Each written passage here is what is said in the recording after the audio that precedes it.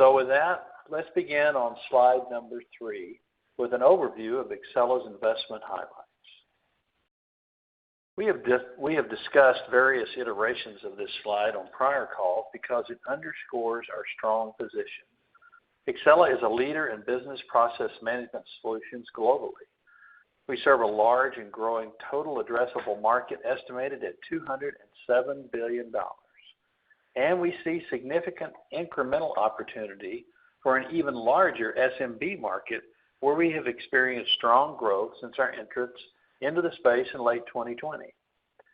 Our extensive investments in our technology and numerous patents serve as a competitive moat and position us well to win with the solutions that drive digital transformation and automation. We serve over 4,000 customers across 14 industry verticals, including 60% of the Fortune 100. So our customer base is not only large and diverse, but we work with some of the largest blue-chip companies in the world where we have long-tenured relationships. And finally, with decades of industry experience, we believe we have the right management team in place to capitalize on significant opportunities that we see ahead. Now let's turn to slide number 4. Slide number 4 underscores our strong market position by highlighting the scale, reach, and the criticality of the services we provide. As you can see from this slide, our solutions help power critical business operations that touch the everyday lives of the majority of the population in the countries that we serve. The facts presented here demonstrate our ability to handle critical business processes at a tremendous scale, which is important, and this is something that sets us apart from the market. Furthermore, our digital transformation and automation, as well as our BPA solutions, are not only an integral part of our customers' core day-to-day operations, but they also facilitate increased efficiency. This is a powerful value proposition, which helps us drive our long-tenured blue-chip customer relations. Let's turn to slide number 5. I would now like to discuss some of the second quarter highlights. Total revenue for the second quarter was in line with our expectations at $293 million, down modestly from Q1. Variations in our revenue mainly reflect continued COVID-19 impact, offset by the increased stabilization achieved after pruning non-strategic contracts. I'm pleased to say that we're seeing good momentum in our business. Our ACV renewal rates improved to 95% in Q2.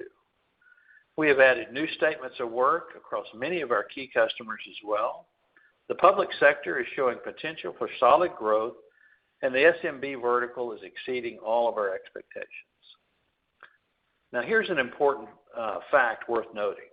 We generated adjusted Ebitda of $51 million in Q2, up approximately 10% sequentially and 18% year over year, and in line with our pre-pandemic adjusted Ebitda in Q4 of 2019. We find this noteworthy considering the current COVID-19 headwinds and believe it further underscores our continued efforts to increase our profitability. Also, we delivered strong margin improvement in the second quarter. Our Q2 gross margin was 28.6%, an increase of approximately 616 basis points sequentially and 722 basis points year over year. Our adjusted Ebitda margin was 17.4%, an increase of 189 basis points from last quarter and 336 basis points from Q2 of 2020. As we have mentioned in the past, with facility consolidations, we continue to utilize our work from anywhere model, as well as implementing additional automation technologies in our business. As a result, our operating profits increased by $21 million in Q1. Since the beginning of 2021, we have raised total gross proceeds of $224 million through our equity offerings. These transactions, combined with our strategy to reduce cost, increase efficiencies, have enabled us to reach total liquidity of $158 million as of August 6th. achieving our liquidity target range of $125 to $150 million as promised in late 2019. In addition, our efforts provided us with the capital to repurchase a portion of our outstanding debt. Our net debt as of August 6th stood at $1.297 billion, a $140 million reduction year to date. We ended Q2 with approximately 18,000 employees, and we expect our headcount to increase in the second half to meet the rising demand. Now let's turn to slide number 6. I'd like to update you on our progress with the small and medium businesses, or the SMBs. The stats that you see on this slide give us confidence in the success of our current SMB offerings. Since our entrance into this segment in late 2020, we have seen consistent, strong growth in the number of new SMB customers in our digital mailroom and new users of our dry sign solution. In the second quarter, our digital mailroom SMB customers grew 99% sequentially, and our dry sign users were up 144% from Q1 of 2021. With the launch of DMR in the United Kingdom in Q2 and launches in France and Germany this month, as well as the recent launch of dry sign in India, we expect our strong momentum will continue. With the success we have achieved in the SMB space so far with our DMR and dry sign solutions, we plan to add additional solutions to the SMB market across the Americas, Europe, and Asia, which we will discuss in the near future. Now let's turn to slide number 7. I'd like to focus on our Q2 segment results. We delivered strong sequential revenue growth in our Healthcare Solutions segment of 10%, reflecting improved volumes due to new statements of work, new customer adds, and a larger backlog. Our Legal segment also had a nice quarter with 14% growth from Q1 of 2021 and 26% growth over last year. Our ITP segment had lower volumes due to COVID-19, but are slowly coming back as people return to work, and we continue to believe we are well positioned to see volumes and revenue improvement in this segment once the COVID-19 slowdown subsides. Overall, our current revenue base is stable and diversified from a customer, industry, and geographic standpoint. Our backlog is substantial, and our pipeline growth remains strong. This gives us increased confidence in our 2021 outlook, which we reaffirmed today. Now let's move to slide number 8. We have deep and trusted partnerships with over 4,000 customers worldwide. We believe we have only scratched the surface in terms of the potential market opportunity.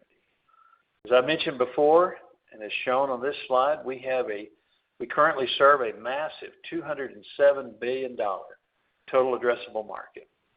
In addition, we expect to further expand our TAM and growth opportunity by going after the small and medium business market, which I discussed earlier. The SMB market is enormous, representing over 400 million companies globally and an estimated $676 billion in 2021 IT spend. So in closing, the items that brought us a successful quarter will continue to be our focus by having the right assets, technologies, and team in place to capitalize on our growing global TAM. We will continue to execute on our efficiency and operational improvement plans to drive further margin expansion. We will also continue to focus on strengthening our balance sheet and financial flexibility. We remain positive with the global economy recovering and the customer sentiment becoming more optimistic. Our revenue base is stable and our pipeline is strong, and we're seeing great results in the SMB market. In the second half of 2021, as the impacts from COVID-19 continue to normalize, we expect our results to also benefit from an improvement in volumes and renewal rates. I'll now turn the call over to our CFO, Srikant Sortur, to run through the numbers and our guidance in more detail. Srikant? Thank you, Ron. Good morning, everybody. Thank you for joining the call this morning. In my prepared remarks, I will take you through our consolidated results and segment revenue, provide an update on our balance sheet and liquidity position, and discuss guidance for the full year. Overall, we are happy to report strong sequential and year-over-year gross profit margin and adjusted EBITDA, as well as adjusted EBITDA margin expansion, and good execution of our balance sheet improvement plans. As we have done in the past, we are reporting both GAAP and non-GAAP numbers. The reconciliations are in our filings and in the appendix of the presentation. Let's start on slide 10 and review our second quarter 2021 results. Revenue for the second quarter totaled $293 million, a decrease of 2.3% sequentially and 4.8% year over year. Revenue for our ITPS segment was $217.3 million, a decrease of 6.3% from Q1 and 10.6% year over year. This decline is primarily driven by lower transaction volume due to the continued impact of COVID-19 and delayed on-site work that impacted the ITPS segment. Our Healthcare Solutions segment revenue totaled $56.2 million, an increase of 10% sequentially and 14.2% year over year. The increase was primarily driven by new statements of work, client growth, and increased volume from existing clients due to a larger backlog.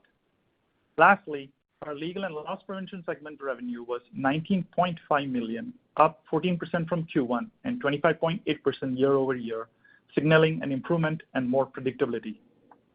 Moving on to our profitability metrics, our gross profit increased by approximately $16.5 million, or 24.4% from Q1 to $83.9 million, reflecting our ongoing focus on cost management. This also includes $3.5 million gain from a derecognition of an operating lease liability due to production facility lease termination. Our gross profit margin for the second quarter increased 620 basis points sequentially and 720 basis points year over year to 28.6%. SG&A expenses in Q2 totaled $36.4 million, down 13.1% sequentially, representing 12.4% of sales. We delivered lower sequential and year-over-year G&A costs despite higher professional fees and advisory costs, mostly related to our equity offerings, which we expect will decline in the back half of the year. We delivered adjusted EBITDA for the second quarter of $50.9 million, up 9.6% sequentially and 18% year over year. Our adjusted EBITDA margin for the second quarter was 17.4%, up 189 basis points from Q1 and 336 basis points from the second quarter of 2020. Our Q2 margin expansion benefited from cost efficiencies, which I just mentioned, including our deployment of work-from-anywhere solutions, which have helped reduce our real estate facility costs as part of our multi-year facilities plan, and cloud deployments, which are benefiting our IT infrastructure expenses. Capital expenditures in Q2 were $2 million, or 0.7% of sales, in line with our expectations. Finally, our liquidity per our credit agreement was $158 million as of August 6, 2021, consisting of $136 million of cash, $22 million of availability under global credit facilities. This does not include the $24 million as add-backs for fees paid for advisory and professional services through June 30, 2021.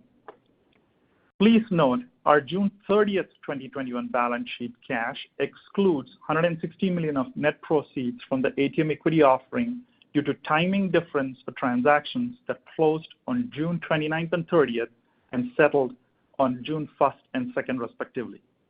A detailed view of our second quarter as well as our year-to-date June 30 results can be found on slide 13 for your reference. Turning to slide 11, the breadth and diversification of our revenue and industries served is a significant strength for XELA. Two key points that I'd like to make with this slide. First, we have long-tenured and trusted partnerships providing critical solutions to thousands of customers that cut across every major industry vertical.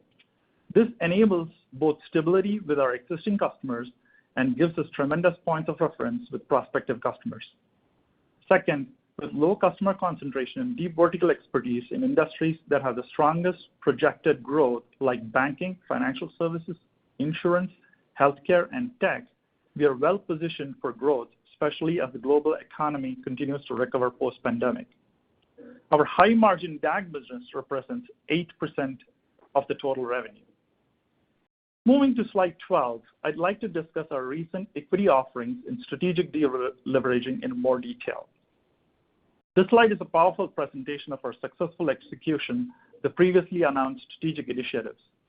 We are very pleased to report that the equity capital markets have resonated with our conviction in the company and its growth plans, and our current liquidity of $158 million has exceeded the target of $125 to $150 million announced in Q3 of 2019. We'll continue to be focused on strengthening the balance sheet. As Ron mentioned, since January 1st of this year, XELA has raised $224 million of aggregate gross proceeds from 3 equity offerings. On March 18th, we completed a common stock and warrants offering for $26.8 million of gross proceeds.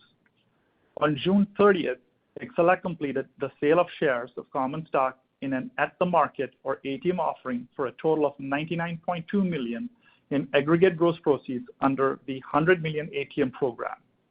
And as of August 9th, 2021, XELA completed the sale of shares of common stock in an ATM offering for $98 million in aggregate gross proceeds under the $150 million ATM program. XELA has approximately $52 million remaining under this previously announced $150 million ATM offering. Utilization proceeds from our equity offerings, we completed debt buybacks of $59.1 million. We are pleased with the progress we have made this year against our liquidity improvement and debt reduction plan. This strengthened our balance sheet by reducing our debt and increasing our cash, and lowered our annual interest expense burden, resulting in increased financial flexibility to pursue growth and value creation opportunities. Moving on to slide 14, I would like to summarize our key business and operational updates. As Ron mentioned, our revenue base is stable, and we see several areas of business momentum. We have added new statements of work across many key customers and also added several new customer logos. Our public sector pipeline is indicating the potential for solid growth. Our healthcare business is expected to benefit from rising volumes and backlog clearing, and our SMB growth is exceeding internal expectations. With respect to operating leverage improvement, our GAAP operating profits improved by $21 million from the first quarter on flattish revenue. We have increased efficiencies through the implementation of automation tools such as neural networks and intelligent document and data processing, and we have expanded our cloud usage.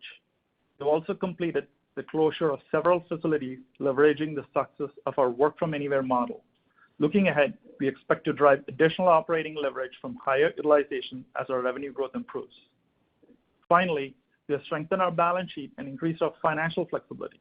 We completed 3 equity offerings in the first half of 2021 for $224 million of gross proceeds, which enabled us to strategically reduce our net debt, leading to lower annual interest expense and ultimately higher free cash flows. Our liquidity is at a historic high, and we believe we have sufficient capacity to support anticipated growth as we continue to penetrate our TAM and as COVID headwinds subside. Turning to slide 15, you will see the takeaways from today's presentation. We have discussed everything on this slide at length today, so I'm not going to cover it again. I would say that we want to thank all of XELA's 18,000 plus team members for their hard work and dedication to our customers and our company's success. We also want to thank our shareholders for the continued support.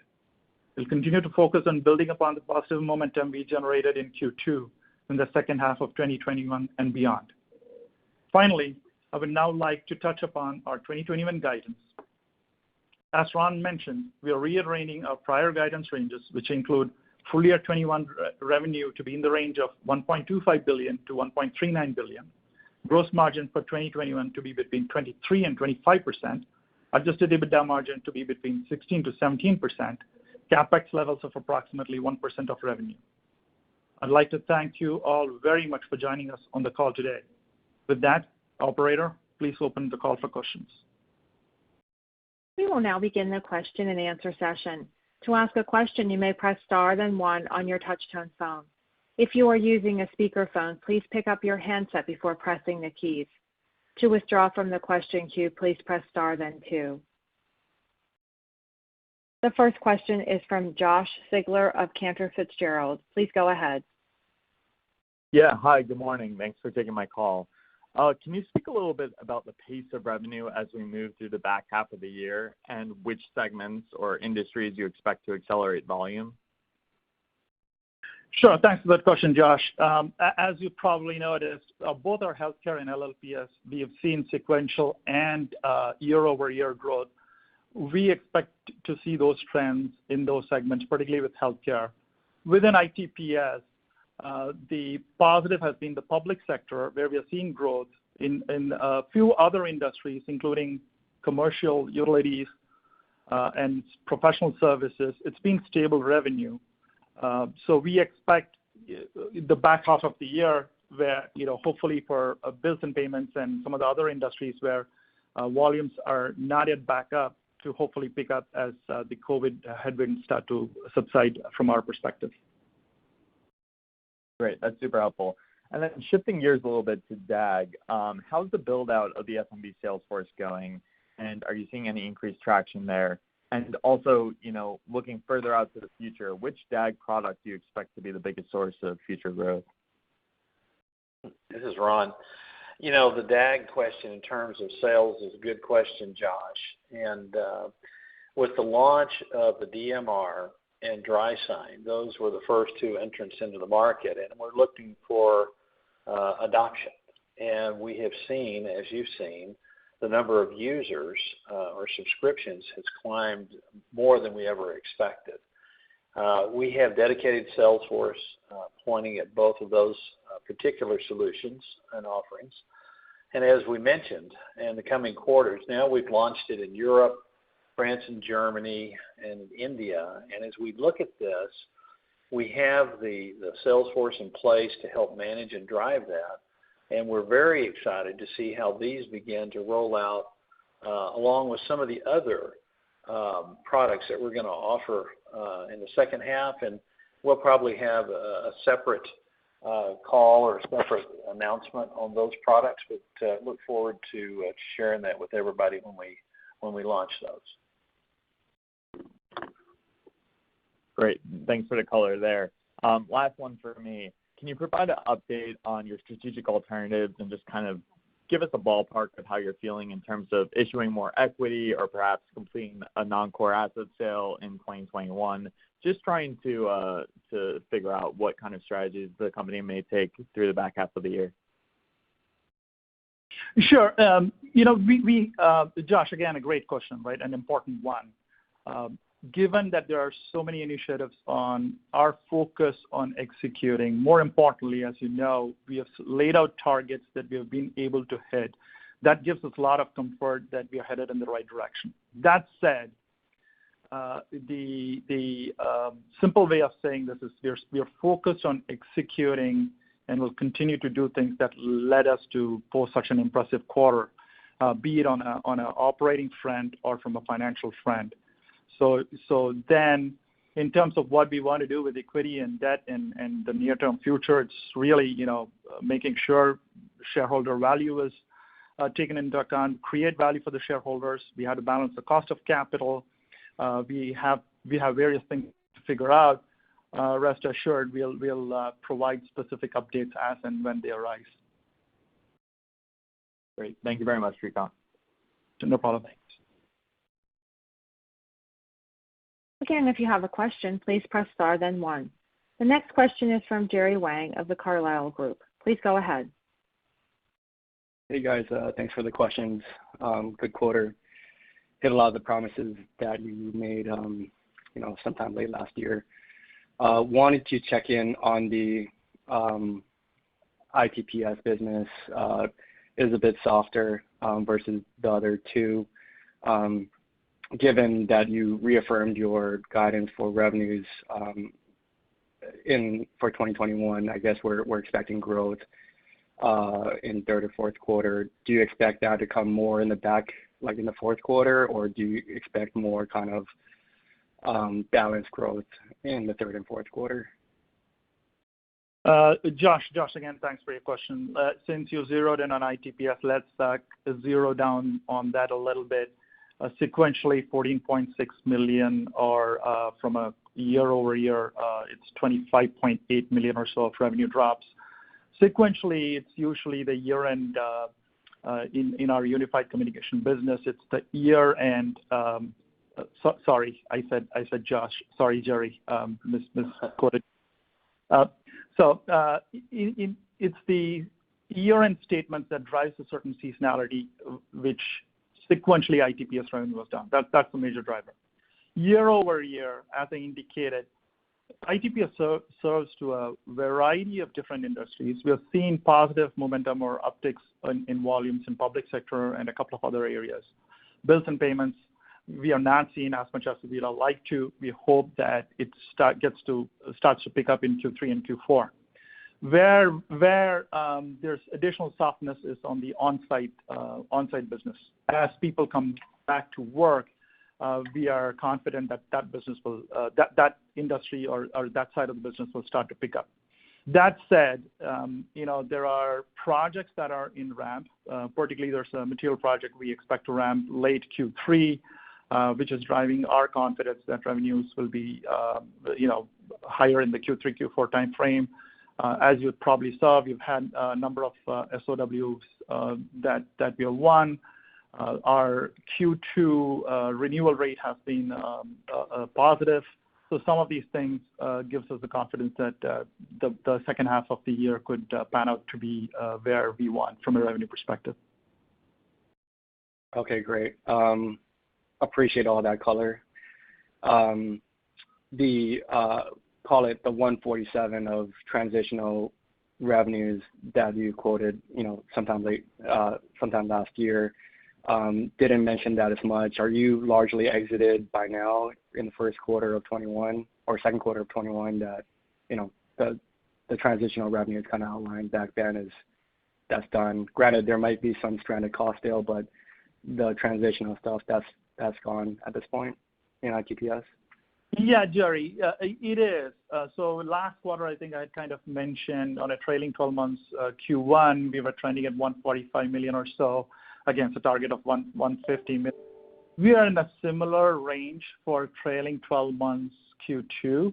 It's around 145, 177 million of transition revenue. That said, it's the on-site side of the business where there's higher transition revenue. Some of those exits were in Q3 and Q4 of last year. So one of the reasons you see that ITPS is down, apart from volume compression in the on-site and other sites, it's also a tail off of the transition revenue.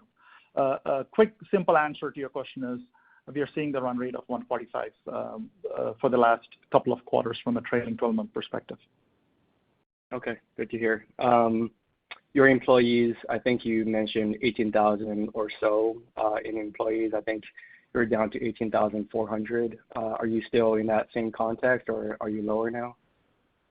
We are in the same context. It's 18,000 employees, so we are in the same context, Jerry. Okay, great. And then really last one, I know you bought back $60 million of debt. Are you looking to retire that, or what's kind of the views of the buyback? We are evaluating all our options and strategies. The important goal for us is to keep the financial flexibility, to make sure we retain liquidity, and lastly, to make sure it's delivering and we get our debt service cost or interest costs low. In terms of specific strategy about retiring, obviously, it's something that we'll probably share when we have more. Okay, fair enough. Would you say the same for the stub piece, the $50 million of ATM left? That is correct. Any other? Okay. Yeah, that's correct. Okay, fair enough. Great. Thank you. Thanks, Jerry. The next question is from Alexander Graf of Cowen. Please go ahead. Thank you, and good afternoon. Just had a question regarding liability management and the near-term maturity with the revolving credit facility. How are you guys thinking about addressing this maturity in light of all the fresh capital that's come in? And, how are you balancing that with buying back more debt potentially at a discount given current trading levels? Thank you. Yeah, Alexander, thanks for the question. Similar to what I told Jerry, right? We're going to be strategic about it.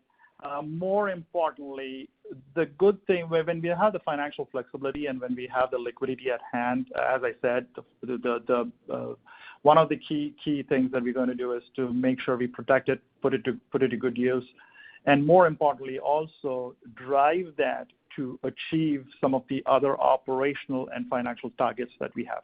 Improved margins, stronger balance sheet, keep the liquidity, and focus on improving cash flows. That said, in the context of the revolver, it gives us the flexibility based on the liquidity that we have right now, right? So how does it unfold over the next few months or quarters is something that we are thinking through. Got it. Great. Thank you. And in terms of the $59 million aggregate amount that you bought back, what's kind of the split between bonds purchased and loans purchased? That information most likely will be on our subsequent event footnote in the 10-Q. Given that we are not disclosed it anywhere else, we will probably pass on that. Okay, fair enough. Yeah. And just want to confirm the cash number of $136 million, that does not include any adjustments per the credit agreement, right? That's a true cash number? That is correct. Okay, great. And just on gross margin expansion, up to around 29%, as you mentioned. So roughly, I think the delta between 2019 and this year is roughly $18 million. Can you maybe help us quantify that? You had talked about your real estate closures, about 4 facilities, and certainly employee reductions that have helped in the operating leverage of the business. So maybe just some granularity on how to quantify that would be super helpful via your different cost-saving plans. Sure. Great question there. And, we are extremely pleased with how Q2 performance came out, particularly from a gross margin perspective. That said, one of the things that I highlighted in our prepared remarks is we had a pickup of $3.5 million or so for a derecognition of a facility that we exited. Again, it's linked to the A, stranded cost that we are exiting, and B, the real estate footprint that we are rationalizing, right? That's one example of where we'll probably see more of those come through. Number two, it's really from a cost perspective, the way to look at it is where we have done a fairly decent job in the last few quarters, and particularly in Q2, is we use the existing capacity to deliver one-time or increased volumes. That kind of gives us a more higher project-based revenues come in at higher margins. Second, capacity expansion happens only when we know for certain that there's going to be a long-term recurring revenue. In other words, we are managing our capacity very well, or you can call it demand-driven capacity management, right? So some of these are helping. That apart, Q2, some of the projects were probably through higher margins, and in general, we experienced favorable operating leverage in Q2. Got it. Thank you very much for the time. Appreciate it. Most welcome. Thank you. Yeah. Next, we have a follow-up from Josh Sigler of Cantor Fitzgerald. Please go ahead. Hi, guys. Thanks for taking my follow-up. Sure. First, I just wanted to touch on Delta. Obviously, it's spreading throughout the globe. Are you seeing any change or any sort of hesitation from some of your clients, and any first take on how that may impact volume moving forward? This is Ron. I'll take a crack at it. Josh, it's a good question.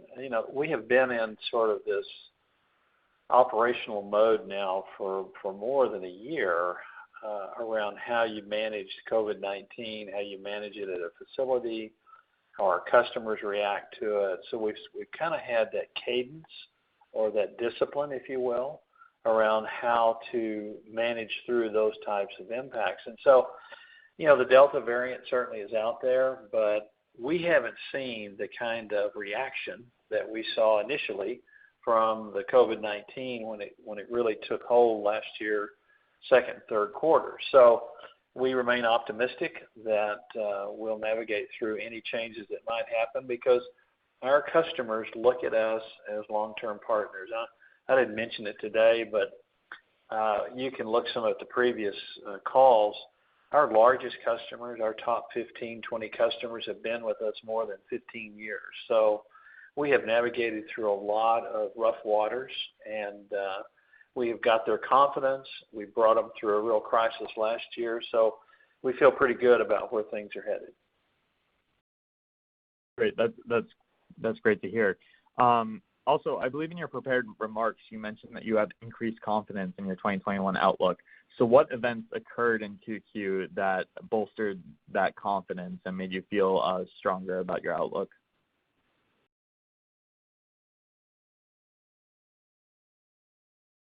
Ron, okay, yeah, I'll take that. Ron, you can add more color. I think I addressed it on one of the earlier questions, Josh.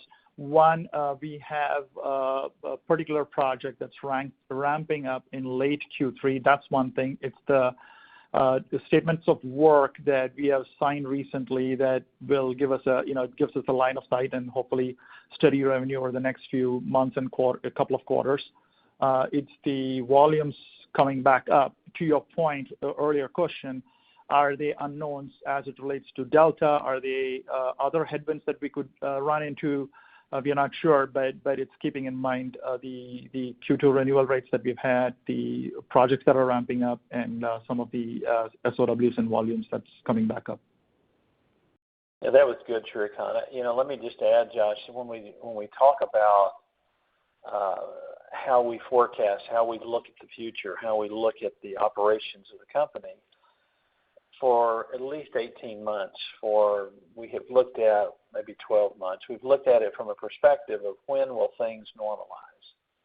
And we have seen in the first 2 quarters of this year more indications of normal, what we'll call the new normal behavior, save, the on-site business. And there's a lot of facilities in the larger cities that have not come back to work as quickly. But overall, we're beginning to see the signs of things that we hoped for and that we planned for. So I think that as much as anything, the renewal rates is a testimony, 95% in the quarter for the ACV. So that's a clear sign that people they have confidence in what we're doing for them, and we see it as a real positive. Great. Thank you, Ron and Shrikant. Thanks for taking my follow-up. No problem, Josh. Thank you. This concludes our question and answer session. I would like to turn the conference back over to Ron Cogburn for closing remarks.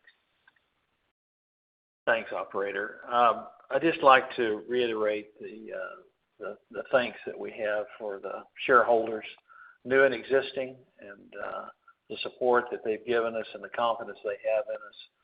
Our employees as well. It has been heroic efforts by those 18,000 employees that have brought us where we are today. Stay tuned for more announcements around the SMB business and some of the solutions that we're going to offer in the near future. And we look forward to seeing everybody on the Q3 call. Thank you. The conference is now concluded. Thank you for attending today's presentation. You may now disconnect.